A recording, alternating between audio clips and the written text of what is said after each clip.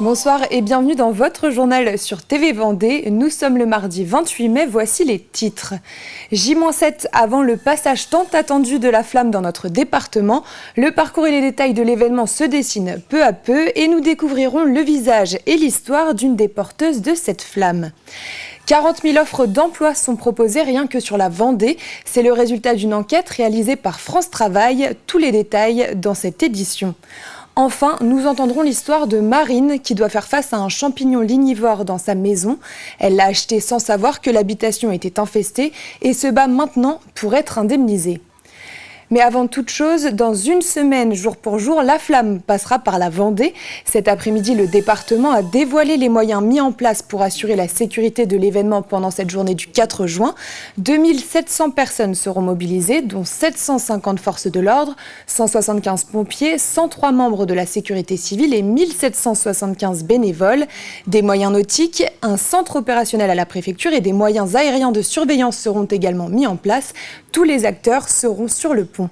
Beaucoup de monde, mais notre rôle, nous, c'est de sécuriser, je dirais, le parcours, de sécuriser aussi les itinéraires de transfert, de respecter le timing qui est prévu et qui est très serré, en rappelant que la flamme va être à l'intérieur d'un convoi dit sécurisé. Donc un gros travail de préparation, d'anticipation, de coordination, pour faire en sorte qu'on ait un événement qui se déroule en toute sécurité et qu'on puisse vivre l'événement pleinement et que la population, les Vendéens et en particulier les jeunes, puissent vivre cet événement pleinement. Et pour connaître toutes les informations pratiques concernant cette journée, rendez-vous dans la matinale demain matin à partir de 7h. Et pour porter cette fameuse flamme, une centaine de chanceux a été sélectionnée. Ils se relayeront entre les 7 points de passage. Et parmi eux, vous pourrez apercevoir Emma Louineau au niveau du passage du Gois aux alentours de 8h. Elle est vice-championne de France de vélo trial. C'est un sport de haute voltige où le vélo permet de gravir des obstacles. Regardez ce portrait proposé par Kim Bastard. Toujours pas mal de vélos à la maison. C'est une règle générale. Chez les Louineau, il y a des vélos. Dans son garage, comme dans sa chambre, Emma collectionne les titres et souvenirs liés au vélo. Il y en a des cools en vrai. Abu Dhabi, Italie, Danemark. À 21 ans, elle est vice-championne de France de trial. Le trial, c'est une discipline de la Fédération française de cyclisme. Et l'objectif, c'est de franchir des obstacles de toute taille, de toute forme, artificielle, naturelle. Donc ça demande de l'équilibre, mais c'est aussi un sport qui demande énormément d'explosivité et de la puissance. Ce sont d'abord ses grands frères qui ont motivé Emma à se mettre en selle. À 6 ans, elle participe à sa première compétition de VTT, puis elle se passionne pour le trial. Depuis, son vélo est un peu différent. Moi, mon vélo, il ne sert pas à faire des kilomètres, il sert à monter sur des obstacles, donc il y en a derrière moi. Et donc j'ai besoin de bouger sur mon vélo. C'est pour ça qu'il n'y a pas de selle en fait, c'est que je suis tout le temps en train de bouger, que ça soit vers le bas, vers le haut, en arrière, en avant, de droite, à gauche. Pour atteindre son niveau actuel, la jeune cycliste a dû multiplier les entraînements. Un travail payant, puisqu'en 2018, Emma a acquis le statut de sportive de haut niveau. Mais la jeune Iléroise n'a pas abandonné ses études pour autant. En parallèle du vélo, Emma est étudiante en 3e année de psychologie. La chance que j'ai, c'est que je suis aussi passionnée par mes études. Ça me plaît beaucoup et je pense que ça m'aide. Si j'aimais pas autant la psycho, ça serait compliqué de jongler les deux. Mais l'un est une pause de l'autre. Quand j'ai fait trop de vélo, je suis contente de retourner à mon ordi. Et quand j'ai fait trop de psycho, je suis contente de retourner sur mon vélo. Donc jusqu'à là, ça se passe bien. En novembre 2023, alors qu'elle révise à la bibliothèque, Emma reçoit un message. On lui propose de porter la flamme. Donc j'ai attendu quelques mois. Ensuite, j'ai eu la confirmation. Je l'avais dit à quelques proches en secret. Et donc après, j'ai appris que c'était officiel. Et là, tout le monde m'a dit « Mais Emma, tu te rends pas compte de la chance que c'est unique comme expérience. » Et je me suis dit ils ont raison, ça arrivera jamais une deuxième fois. Le 4 juin prochain, elle transmettra la flamme au bord de la mer, au niveau du passage du Gois. L'été dernier, 12 personnes sont décédées en se noyant sur le littoral vendéen. Un chiffre alarmant qui a convaincu le centre d'incendie et de secours des Sables d'Olonne d'organiser une journée de prévention ce samedi 25 mai. En partenariat avec la Maïf et la SNSM, l'objectif était de rappeler les règles de bonne conduite et les comportements à éviter, notamment l'ensablement volontaire qui peut s'avérer très dangereux. On met l'accent sur l'ensablement volontaire puisqu'on a été confronté plusieurs fois à des phénomènes d'ensablement et puis il y a environ 5 ans, on a eu un phénomène tragique où une personne est décédée et nos sauveteurs n'ont pas été en capacité d'agir. Et du coup, on s'est mis en action et quelques sauveteurs chez nous ont mis en place une technique qui va permettre d'extraire les gens du milieu. Mais la solution la plus simple pour éviter l'accident, c'est de ne pas s'ensabler. Et donc nous, on préconise aux gens, vraiment, lorsqu'on voit quelqu'un qui s'ensable, il faut expliquer aux gens que c'est dangereux. Parlons emploi à présent. La Vendée fait partie des départements français qui ont le taux de chômage le plus faible. C'est évidemment une bonne nouvelle, mais de nombreuses entreprises rencontrent des difficultés pour embaucher car les candidats sont moins nombreux. France Travail, ex-Pôle emploi, a présenté les résultats de son étude sur les besoins en main-d'œuvre sur l'année 2024.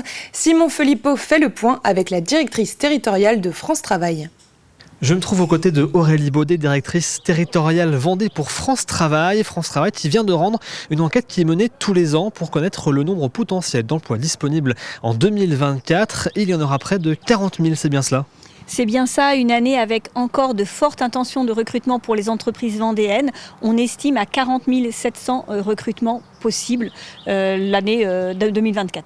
Avec des secteurs qui sont toujours sous tension, notamment le secteur géographique, l'est du département, le bassin notamment des herbiers de Montaigu qui est toujours sous forte tension en termes de demande d'emploi, à la fois demande d'emploi et recherche par les employeurs. Oui, on recherche de nombreux salariés sur la zone des herbiers. Au niveau régional, c'est la deuxième zone où on estime qu'il y aura le plus de difficultés de recrutement.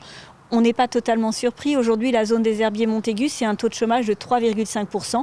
Il est très bas. Toutes les entreprises sont en tension et recherchent du personnel.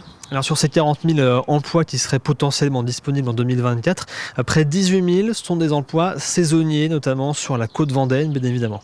Et oui, là, on parle des saisons qui arrivent. On a beaucoup de camping, on a de l'hôtellerie-restauration. Donc des métiers comme cuisinier, serveur, hôtesse d'accueil sont des métiers en tension, mais plutôt sur des contrats saisonniers. On remarque aussi une légère baisse sur ce nombre d'emplois. On parle de près de 40 000, c'est je crois moins 5% par rapport à 2023. Comment est-ce qu'on explique justement cette légère baisse du nombre d'emplois potentiellement disponibles sur le territoire du département ? Il ne faut pas oublier qu'on est là sur du déclaratif. Il y a sans doute une certaine prudence des entreprises sur leurs intentions de recrutement en 2024. Tout ça reste à confirmer en fonction des recrutements effectifs. Merci beaucoup pour toutes vos réponses. Pour information, 17 000 entreprises ont été contactées, 4 300 ont répondu à cette enquête menée donc par France Travail. Intéressons-nous maintenant au cas de Marine. Cette Vendéenne a acheté une maison à Moutier-les-Maufaits en 2023 après l'avoir visitée 2 fois. Mais c'est une fois acquise qu'elle s'est rendue compte que la maison avait été maquillée pour la vente et qu'elle était en réalité infestée de mérules. C'est un champignon lignivore qui dévore le bois jusqu'à sa décomposition. Un véritable fléau pour les propriétaires. Depuis plus d'1 an, Marine vit un cauchemar. Je n'ai jamais habité dans cette maison, je n'ai jamais pu y déposer un seul meuble. Et c'est très compliqué. L'histoire a commencé lorsque j'ai demandé déjà à mon avocate de poursuivre en justice les personnes responsables. Et actuellement, il y a eu une expertise avec mon expert immobilier et plusieurs audiences, ainsi qu'une expertise judiciaire. Et donc c'est en attente d'un pré-rapport. Le combat de Marine n'est donc pas fini. Elle est soutenue par l'association d'aide aux victimes de la mérule, un accompagnement et un partage d'expériences afin de lui donner du courage. L'histoire de Marine, elle est comme toutes les autres, très touchante parce que les gens qui sont victimes de la mérule, ils ont toujours le même sentiment, c'est le sentiment d'abandon. Abandonné par sa compagnie d'assurance qui ne prend jamais en charge les conséquences de la mérule, abandonné par les pouvoirs publics, parce qu'on a beau contacter tout le monde, finalement, personne ne met vraiment l'énergie qu'il faut sur ce dossier. Et je vous dis, ce qui prévaut, c'est ce sentiment d'abandon que nous-mêmes, à l'époque où on a été victimes de la mérule, avons aussi connu. Connaissez-vous les philatélistes ? C'est le nom donné aux collectionneurs de timbres. Le week-end dernier, c'était la 72e assemblée générale de l'association Philapostel à Longeville-sur-Mer. Sur place, les membres des 25 associations régionales de collectionneurs qui présentaient leurs travaux dans le cadre du championnat interrégional de philatélie. Les 15 gagnants rejoignent directement le championnat national qui aura lieu le 2 juin prochain à Paris. Les passionnés ont d'ailleurs eu la chance d'agrandir leur collection en obtenant un timbre unique de Longeville-sur-Mer.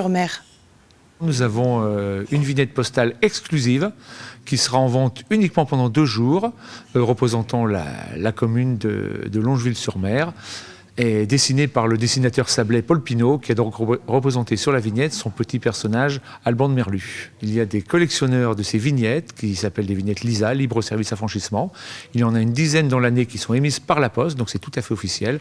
Et ces vignettes sont vraiment collectionnées et très recherchées, parce que justement, on ne peut les avoir que pendant 2 jours. Revenons à présent sur un autre événement du week-end. Le Vendée Poiré Survie Football a fêté ses 70 ans samedi. De nombreuses festivités étaient proposées, des démonstrations, la réalisation du logo humain du club ainsi que des matchs. Fort de ses 740 licenciés, le Vendée Poiré Survie termine d'ailleurs une saison couronnée de succès. Une montée en National 2 et une en Régional 1, ainsi qu'une victoire en Coupe de Vendée Loisirs. Le club a donc réuni ses membres, ses anciens membres et des amis pour célébrer cet anniversaire rempli de souvenirs. Je viens de croiser justement celui qui a créé le club en 1954, et Léon Letard. Et donc voilà, on a échangé ensemble. Il m'a rappelé voilà, toute la création du club. Et c'est des moments très sympas. On a l'occasion de croiser lors de cette journée toutes les légendes du club qui ont fait le club à différents niveaux, que ce soit des années 50, 60, 70, 80, 90, 2000 et 2014. Nous, on est juste de passage et c'est un moment très festif et très sympa en tout cas. C'est la fin de ce journal, merci de l'avoir suivi. Le retour de l'actualité vendéenne, ce sera dès demain à partir de 7h dans la matinale présentée par François Pérez. Je vous souhaite une excellente soirée.